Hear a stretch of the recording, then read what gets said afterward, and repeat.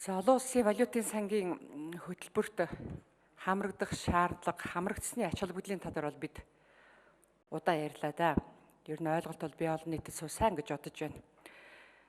Нийгмийн бодлого боловсрол соёл шинжилгээ ухааны байнгын хорооны хурлаар манай чин зориг гишүүн бидний бас энэ төсвийн тодголтыг хэрэгжүүлэх журмын тухай тогтоолд саналыг хүлээж авч манай төсвийн байнгын хороо улсын хурлын чуулганд гишүүд маань дэмжсэн дэх тодорхойлолтой байгаа.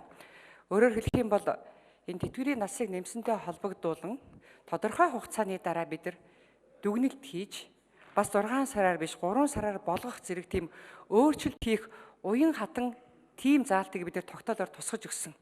Би энийг бол их сайн гэж бодож байгаа. Ягдгал тодорхой хугацааны дараа бидний гаргасан шийдвэр хэр зөв оновчтой амьдралд бууж суусан бэ гэдгийг нь шалгаад бас өөрчлөлт хийх тийм уян хатан боломжийг би бүрдүүлсэн гэж нэгдүгürt үзэж байгаа. За би ганцхан асуулттай байна. Энэ бол миний асуулт гэхээс илүүтэй иргэдийн зүгээс асуугаад байгаамаа. Дэгээрээ юу болох нь вэ? Байнгын хорооны дарга хариулах нь би хөдөлмөр нийгмийн хамгааллын сайд илүү хариулнах гэж бодож байгаа юм. Энэ тэтгэврийн насыг нэмж байгаа явдал хортой хүнд нөхцөлд ажилдаг хүмүүс хөнгөлтэй нөхцлөөр тэтгэврт гардаг энэ байдалд нөлөөлөх үү гэдэг ийм асуултыг асуугаад байгаамаа. Тэгэхээр энэ 65-таа гарна гэдэг маань хортой хөнгөлтэй нөхцөлд ажилдаг улсуудад хэрхэн яаж нөлөөлөх хугацааны хувьд энэ талбаар тайлбар өгөөч гэдэг ийм асуултыг тавиад байгаа учраас би энэ асуултыг та бүхэнд уламжилж байна. Хариулт өсье. Баярлалаа. За хариулт Номтой Баяр гишүүн. Номтой Баяр сайдын микрофоныг өгье. За Саран Гэрэл гишүүний асуултанд хариулъя. Тэгэхээр хүнд хортой нөхцлөөр тэтгэврээ тогтоологдсон байгаа иргэдийн эрх бол хэвээр хадгалагдана. Тэгээ энэ ч өөрөө нийгмийн даатгалын сангаас тэтгэмж олох тухай хуульд гишүүд бас санал гаргаад хэвээр үлдээх асуудлыг бол оруулсан. За хоёр тэгэхээр тэтгэврийн нас шатлалтаа нэмэгдэж байгаатай холбогдуулаад яг тэр нэмэгдэж байгаа пропорцоор нэмэгдээд явна. Одоо 6 сараар нэмэгдэж байгаа бол хүнд хортой нөхцлөөр 50-таад тэтгэврт гарч байгаа бол 50.5 жилдээ тэтгэвэр ингээд тогтоогдод явах. За ийм зохицуултууд орж ирсэн.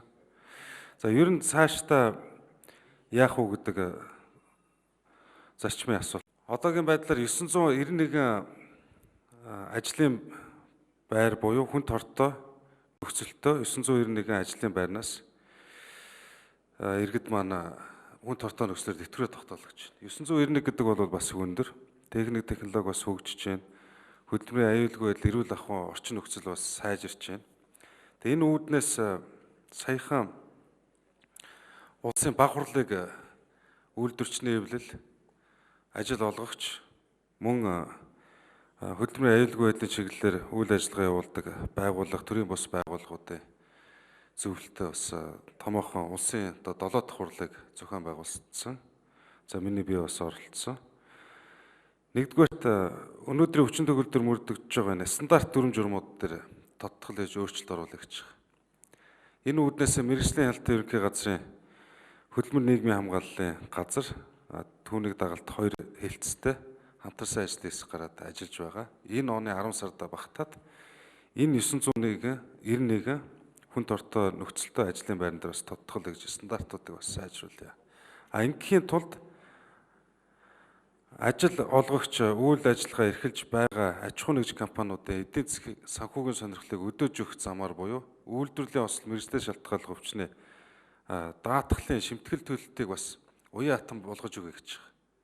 Аль болох аж ахуй нэгж компаниуд хөдөлмөрийн аюулгүй байдал, эрүүл ахуйн нөхцлөө сайжруулна. Тэр хэмжээгээр бага шимтгэл төлдөг. Сайжруулахгүй тохиолдолд одоо бас хуулийн хяналт шаардлага өндөр хувь хэмжээний шимтгэл төлдөг. Ийм эдийн засгийн аргаар асуудлыг бол шийдэх гэж. За судалгаа хийж үзсэн. Судалгаа хийж үзэхэд Монголын ахмадын холбоотой хамтран судалгаа хийсэн юм байна. Ахмад настангуудын дунд судалгаа хийхэд 67.5% нь ажил хөдөлмөр хэвээр бас нэг тодорхой хугацаанд үргэлжлүүлэх хүсэл эрмэлзэлтэй байгаа нь бол бас харагдаж байна. Мэдээж судалгааны явцад бол энэ хүнд хортой эрүүл ахуйн аюулгүй байдлын шаардлага бас хангах тал дээр иргэдийн зүгээс бол бас олон хүсэлтүүд гарсан. За энэ хуулийн шинжилгээ хэзээ их вөхөр энэ хаврын чуулганы үеэр хилцүүлгийг эхлүүлээд ер нь хилцүүлэг бол эхэлсэн. Санал асуулгууд бол явагдсан байгаа. Намрын чуулганаар бид нийгмийн даатгалынхаа багц хуулийг өргөн барихтаа энэ асуудлыг хөндөж илүү боловсронгуй болгох гэж.